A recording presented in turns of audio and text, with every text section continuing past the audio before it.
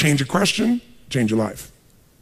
When it comes to planning your life, I want to get you to learn to ask 3 questions now. And the first one is not, what am I going to do? And how many understand why now? Say I. The question you want to ask yourself is, what do I want? What's my outcome? What's my result? The word RPM, the first one, is to get you focused on the target. The target is not the activity. The activity can change. It's what's the result I'm after. If you know exactly what it is you really want, what you desire, what you're really after, clarity is power. The more clear you are and specifically what you want, the faster your brain can get you there. But if you're generally saying things like, what do I want? Well, I want more money. Fine, here's $1, get out of here. Did you achieve the outcome?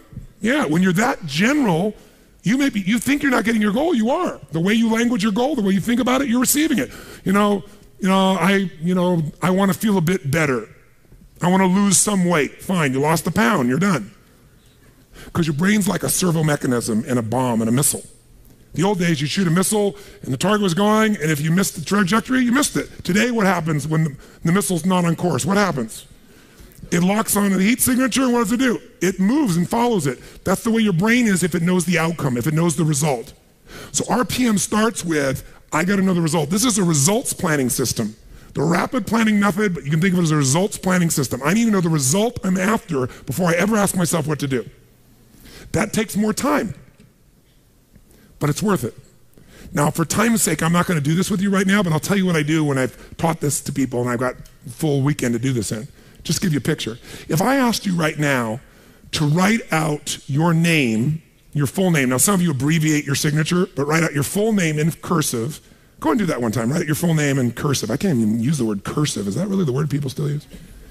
It means in handwriting, I guess, but in cursive.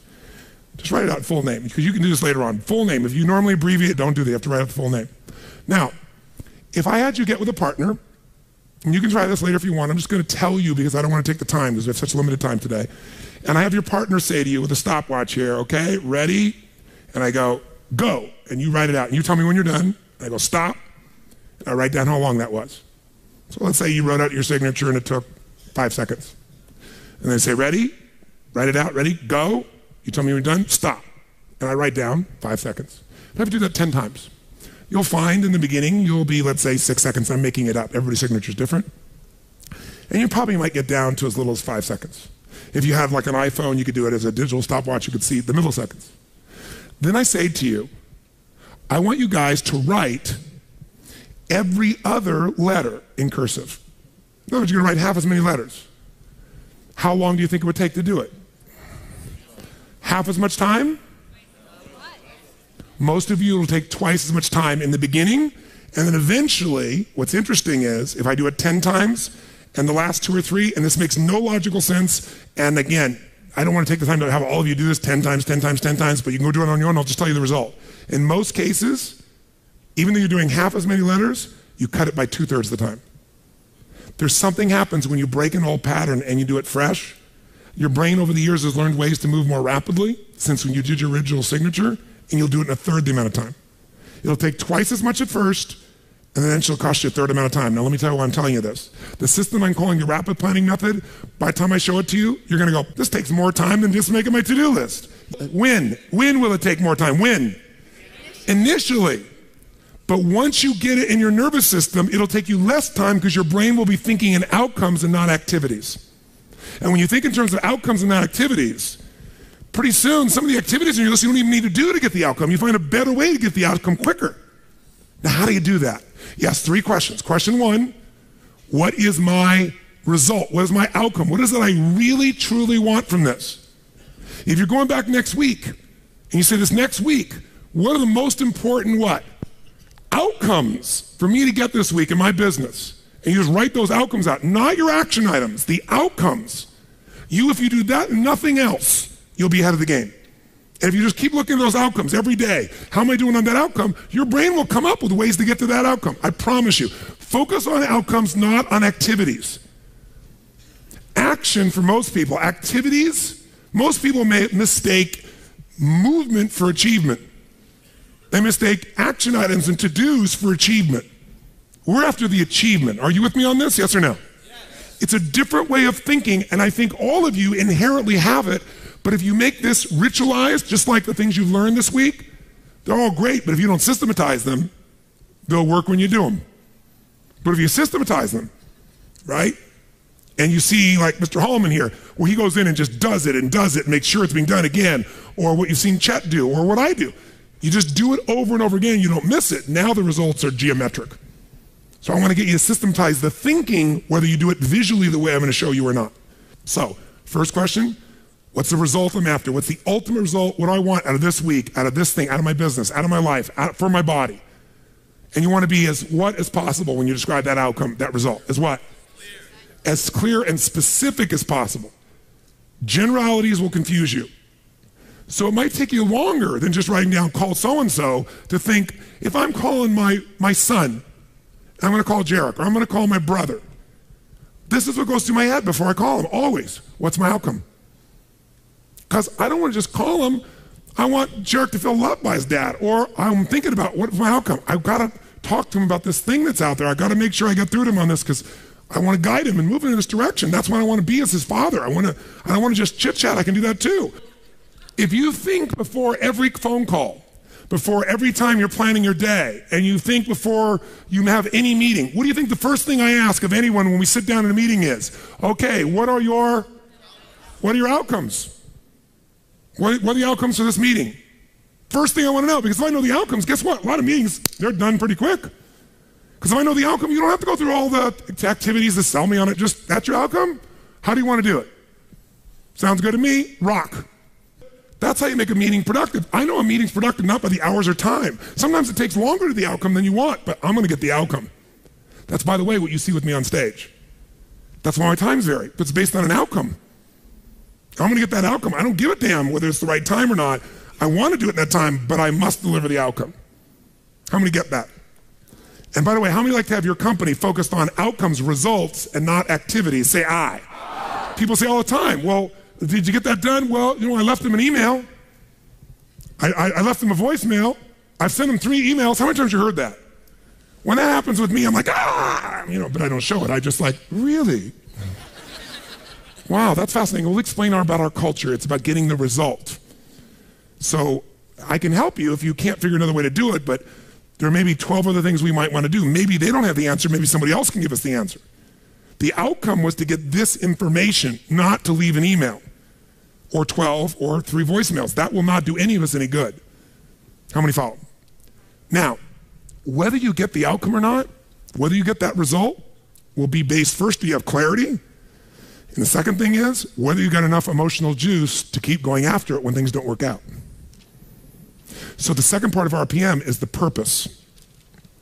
RPM, by the way, how many knows what it means when you increase the RPMs in a car? Anybody here?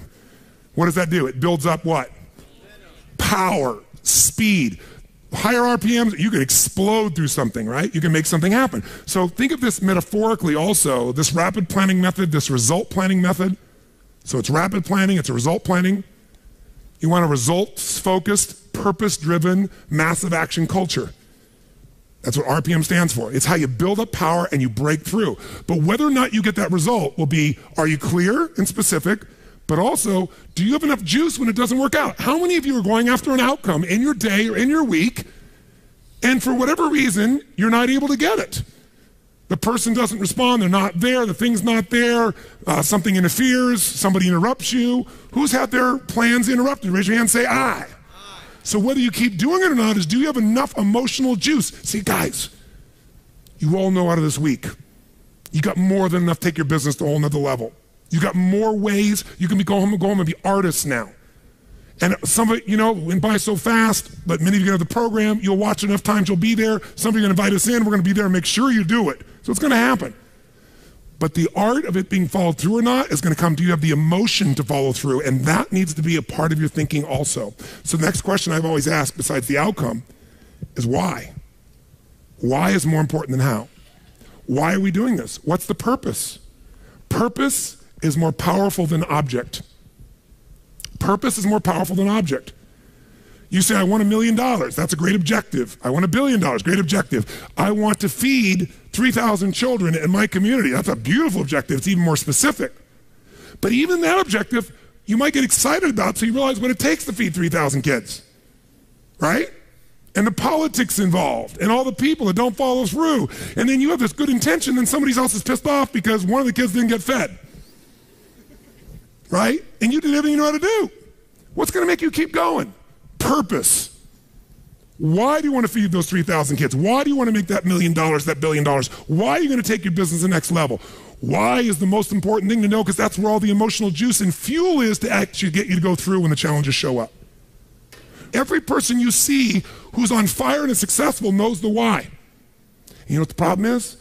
You might know the why in the beginning. You wrote a mission statement and stuff like that. You got to know why you're doing this right now. This right now. That's what's going to engage you and activate the why. You might have a why, but it's not active. How many follow the difference what I'm talking about here? Say I. Otherwise, that little law of familiarity shows up. You know, well, we're doing this because da-da-da-da-da, and you repeat the why, but it has no emotion behind it. See, if I take a stick pin, no, I don't see anything like that, but you know when a woman has a blouse and they have like a little stick pin in it? Let's think that stick pin is a word. And I take that stick pin and I throw it at you. Are you going to feel it? Barely. But if I take that little stick pin called a word and I wire it to the back out of a giant iron bar called emotion, now I can take that stick pin and put that thing right through your heart. That's the power of why. RPM. R is the result, the outcome. What you're after, P is the purpose. It's the why. 80% of success is why. 20% is how. Get a big enough why, people figure out how to do it. Yes. How many agree with me on this? Say I. So you better know your why. So, talking to the president, tell me something. What's your outcome? And then why? And then once we know the why, we know what you're after and why, then the question is, how do we do it? We know what we're after, why, how do we do it? By the way, are there lots of hows to get to an outcome, yes or no? Yes. Are there many paths to get a result, yes or no? Yes. Some are more efficient than others. And you're not going to know. So you know what you do? You brainstorm out all the hows you can think of. All the things you could possibly need to do to get that result. And then you narrow it down to the 20% that makes 80% of the difference. And you'll find out you don't have to do that whole to-do list. In fact, wouldn't it be nice to write your whole to-do list and not do it and still get the outcome? How many prefer that? Say I. That's RPM. I love it when I don't do my to-dos and I got the outcome. That's the coolest thing in the world. You might have done one or two of them, but it's then learning selectively which ones are going to create it. But the only way to do that is to brainstorm out the M, the massive action plan. If I know the result I'm after, I know what it is I want, what's the outcome, what's the result, what do I want specifically, clearly, and I know the why, and the why has got to move who? Who does the why have to matter to? Everybody around you. Well, if it's a why you're trying to get everybody to deal with, they got to have a why involved in it. But people do things for different reasons. People donate money for different reasons. Some of you donated money the other day here because you were moved by the experience. Some of you did it for connection. Some of you did it to contribute. Some of you felt guilty if you didn't do it because somebody else did beside you.